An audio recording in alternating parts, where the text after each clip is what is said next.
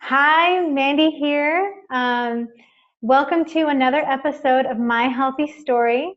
I'm a holistic health coach, and the purpose of My Healthy Story is to find people who have had various health challenges and have overcome these health challenges, and to share their story and how they do it so that you can have hope with yours as well. So today I am here with Marian Hobson, and she is a mom first and foremost, an entrepreneur and sales coach that helps individuals to discover and connect with their life purpose so that they have greater energy and enthusiasm in their life. Marian, welcome. Thank you so much for being here today. Oh, you're welcome. Thank you, Mandy, for inviting me to be with you. So share a little bit about yourself with us. You know, when you read that intro, some people might go, wait, she's a sales coach, but she also helps people with their life purpose. And so just to give that background, I was a sales coach and I was doing well, making good money because I was only working part-time anyway. But I found myself completely drained, and even though I was doing this, I wasn't really enthusiastic about it. And then I hit I'm going to do this in a big way, and I set really high goals and completely crashed and went, never mind, I don't want to do this at all, and just about quit until someone invited me to a life purpose program. And it ended up being a 3-year program that taught me so much about who I am and how I show up in this world that I just said, this needs to be something that more people know about. And so I have continued my sales coaching because I got this new fire about it, but I'm also developing my own program around how to live your life purpose and what I like to call turn on your magic mojo. So that's a little bit about me, what I'm doing. I grew up in Western North Carolina and I love to be outside in nature. So that's a big passion for me. Awesome. That I love how you describe that. So your health challenges. What were your top 3 health challenges? Yeah, so growing up, I don't know which would be worse. I had IBS and TMJ for most of my middle school and high school years, especially. Had some of the IBS before, but didn't really, it wasn't like a major problem. And then I have also been diagnosed with a really rare form of muscular dystrophy, though that's always kind of been there. It hasn't been a huge problem like the other 2 were for years. Yeah, I TMJ and IBS are on my list of conditions as well. Oh yeah. What type of muscular dystrophy is it? Can't remember the name of it. But the name describes what it is. It only affects your lower arms and your lower legs. Uh-huh. So people who have it stumble a lot, have a hard time holding things. My poor children didn't get a whole lot of cuddling when they were, before they could walk. I was like, no, you're learning to walk because I can't walk. I just couldn't hold them very long. So that's what it is that it only affects your lower legs and lower arms. So it's really hard to diagnose unless you have family members, which I have, that have already been diagnosed. Mm-hmm. So what was it like? You mentioned that the IBS and TMJ were worse for you growing up.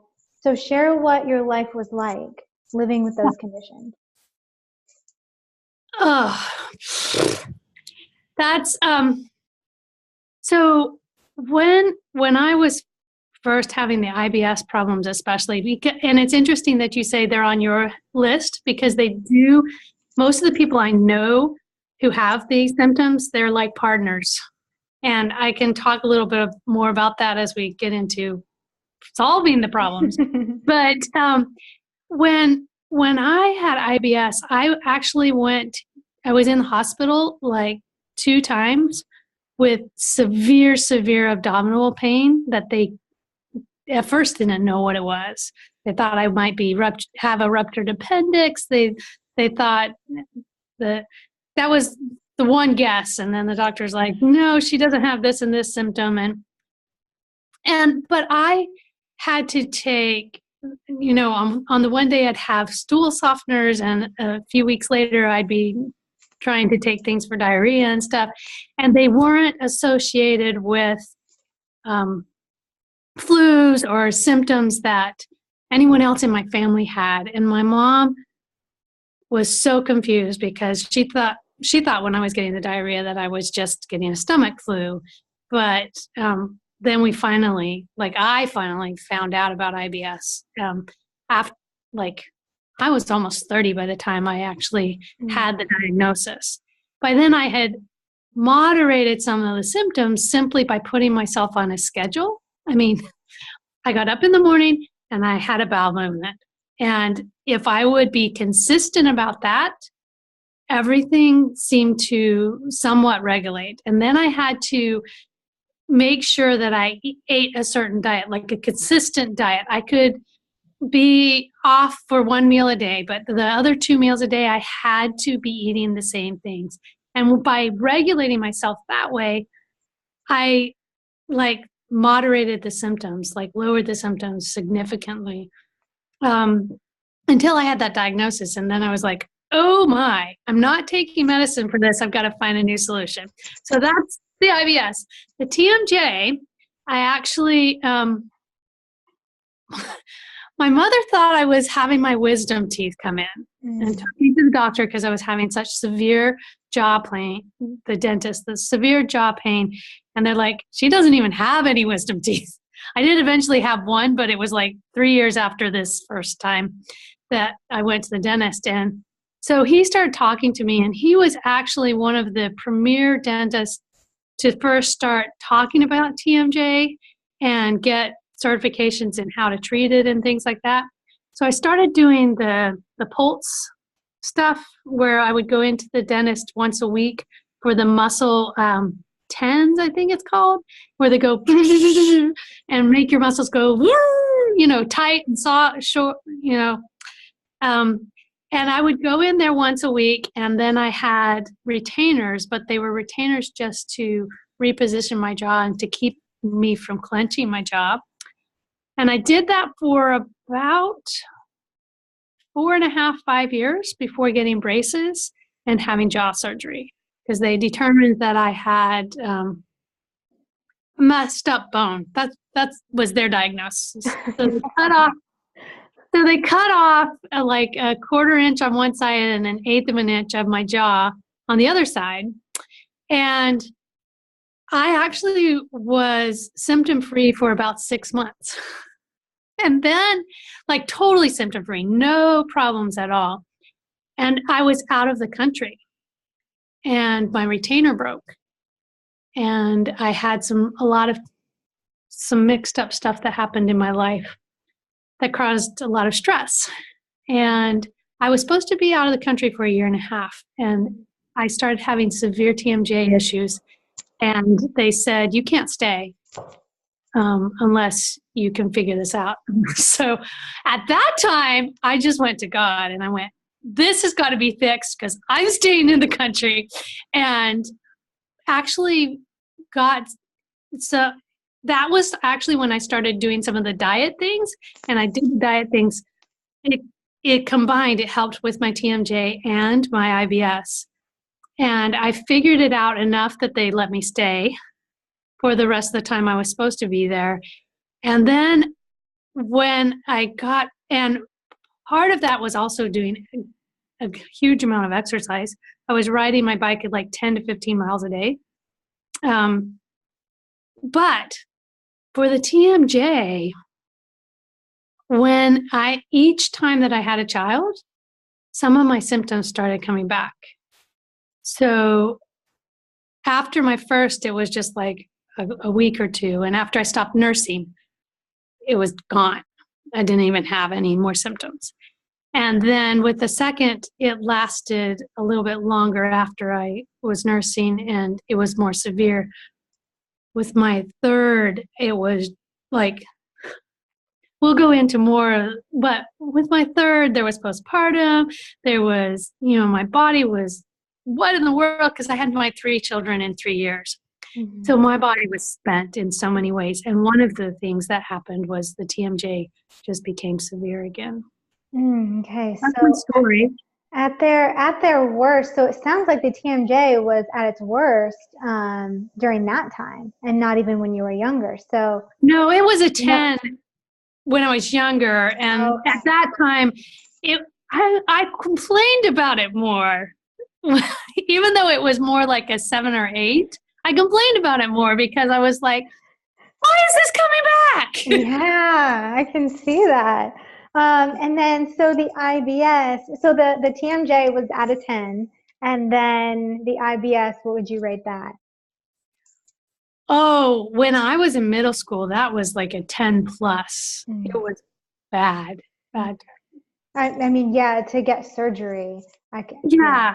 And then the IBS though, after I got really good at setting the schedule and having diet, it went down to, really fast, went down to like a 3 or 4. I would just have to be really careful about traveling because it would go back to a 10 if I wasn't. Was there a moment that you knew you had to change your diet and do something different?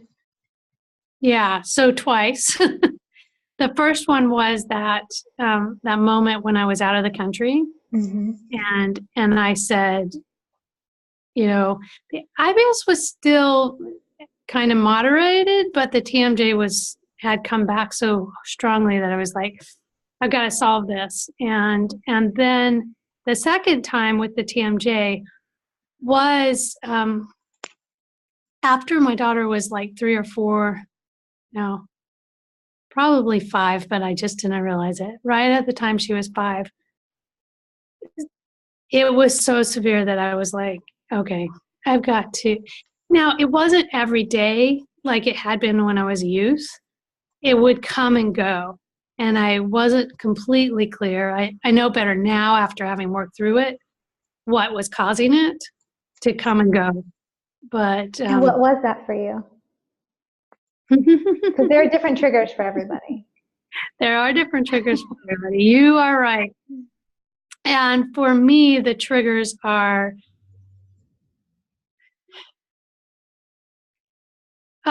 first and foremost when I set a big goal and I don't feel like I have the support I need to hit that goal. And the second one is anything stressful on my relationship with my husband. Yes. Stress, definitely.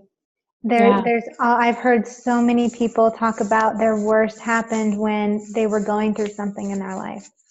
Yeah. It's amazing how whatever we have lying underneath can just come out and express itself during this vulnerable time that we're going through. Yeah, I'm sorry. Hold on 1 second, Mandy. My battery on my phone just said, watch out. You plug it in. Yes. So I don't want you to die. So I'm sorry. I need to move it. No problem. No problem. Okay. Now we're connected. Go for it. Okay. So you had the stressful times in your life, and that was what made it worse for you. And yes. So what did you change? So you said you changed your diet, and how did that go? What did you do? So So for the IBS, I started eating 4 juice oranges every morning and a bowl of wheat cereal, like whole wheat, where you just boil it. And that was critical for years and years. That was all I would eat for breakfast. 4 juice oranges and a bowl of wheat cereal. And then I made sure that I was eating high vegetable and fruit content. One of the things that I discovered, and I should have known this, but luckily God brought into my life a husband who was very food oriented. And one of the things that I discovered was my parents just never fed me a good diet.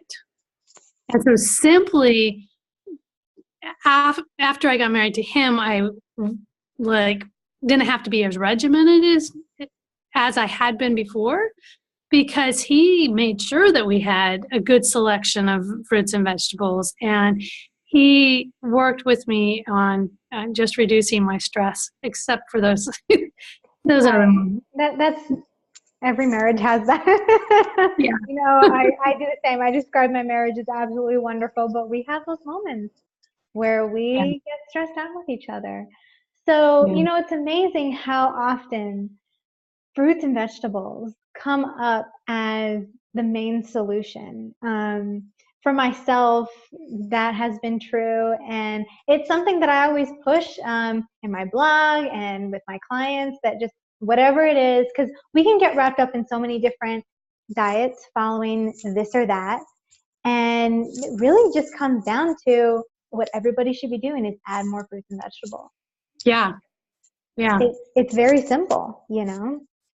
Well, and a variety of fruits and vegetables and things like that. Yeah. Now with the TMJ, that was a whole different story though. That with that, really I didn't get a handle on that until I did this life purpose program. And part of that life purpose program was learning energy medicine and learning energy work that would not only help us to support others, but also to clear our own energy. And that, since doing that program and completing that program, I really have only had 1 or 2 episodes of TMJ. And they were when I went for a little while without doing an energy session, or that's really the only thing. Now it's like if I disconnect from friends who help me to stay focused and de-stress and stuff, or if I stop doing my energy work, then I might have an episode. But I've been out of that program for a year and only had 1 or 2 TMJ flare-ups since then. The other thing that I learned with both IBS and TMJ is that they are associated most likely with sexual traumas that you have suppressed. And so part of my healing process, which I didn't describe in earlier, but part of my healing process in my 20s was to start bringing up those memories and start working with a therapist. But because of my family financial issues, my mother is just like, do you really have to go to a therapist? Aren't you done with this? And so when I would get to a point where I felt like I was done with it, I would stop. But part of the reason the TMJ was so severe when my daughter was born is I had a full-on flashback. I had had little blips and pieces, and I knew that the event for the big one and some other, events. But after my daughter was born, I had a full movie flashback of what had happened. And so that has had to be something that I really, really took care of. And whenever I did take care of it, like I got to a point where my therapist finally said, you've moved through all of the you've moved through all of the healing process. You've forgiven the person who did it. You've forgiven your sister who was dating the person who did it. You've forgiven your parents each separately. You've forgiven yourself. You've gone through all of that process. But because of the severity of the trauma, you'll probably still have some of the traumatic feelings from it somewhat for the rest of your life. And that was true until I did this energy medicine work. Mm-hmm.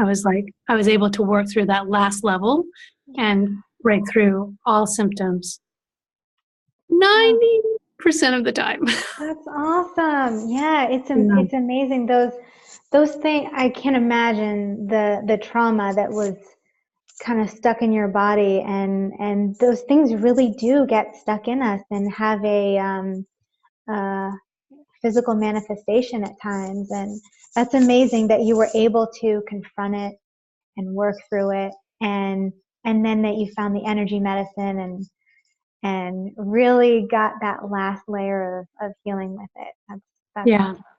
And it goes to show how much we need a well-rounded approach when we're trying to heal these things in ourselves. And it's rarely ever just one thing.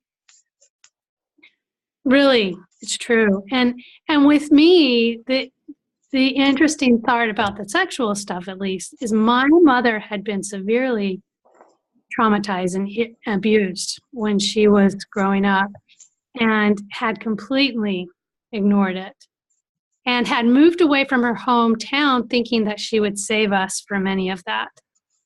And I was the first in my family to start going, uh-oh, something's wrong. And these are really weird memories. And then like 3 and now 4 of my siblings, because I have a big family, came out and said, no. And they were all attacked by uncles at family reunions or something similar. And so it's so important that you are willing to uncover bad stuff.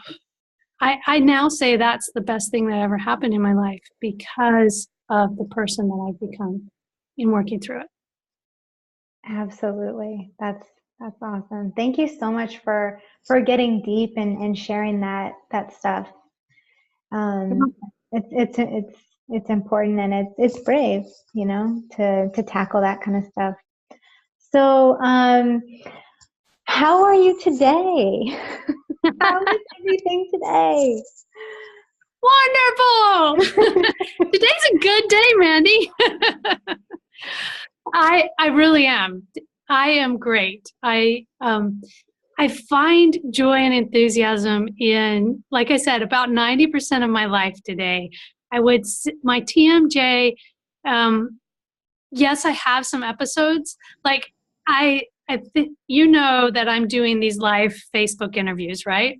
And when I first started doing them, I had some searing pain, and so I kind of had to work through that. Mm-hmm. But even those episodes were only like a 2 or a 3. Mm-hmm. They were just enough to say, yeah, you're doing something new.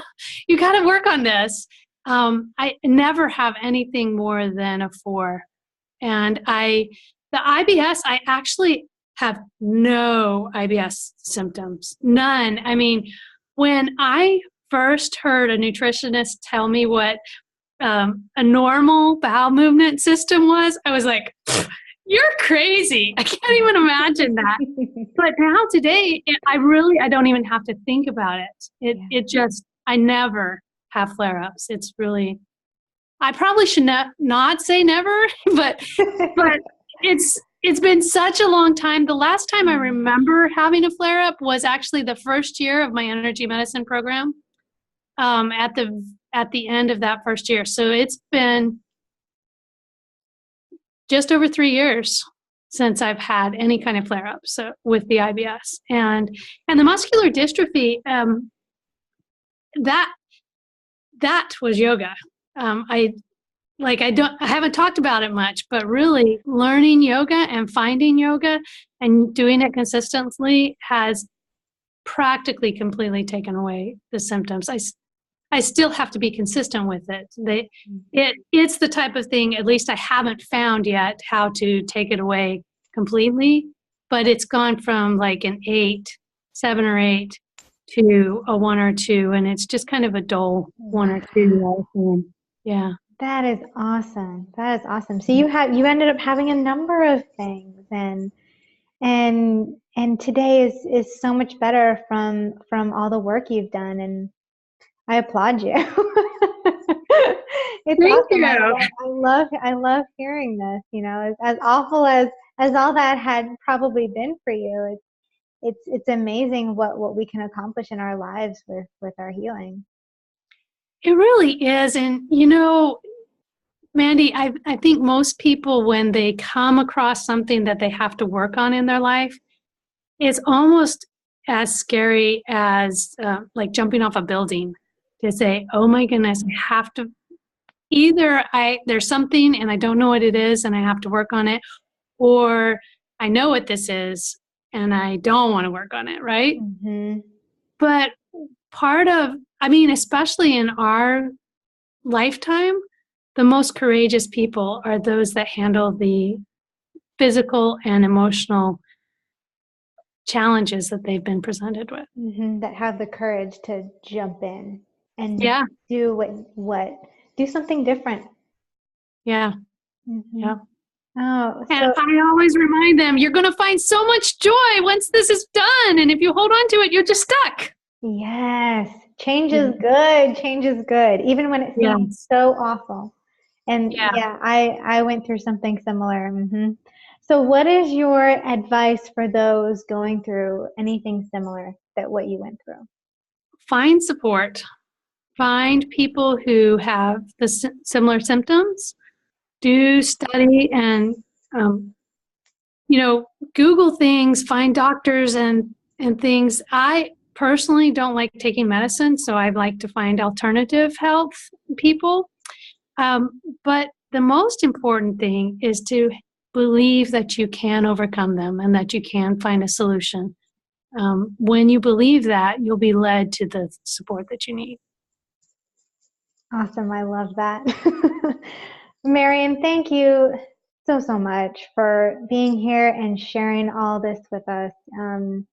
It's I love just hearing it, so I know that it's healing to others to just hear it as well. So yeah, thank you. Oh, I thank you for opening the forum to be able to share. So you can catch the My Healthy Story on Facebook and my website, which is www.mandywithanipalmer.com, and Facebook at Asheville Health Coach. Thank you so much for joining me.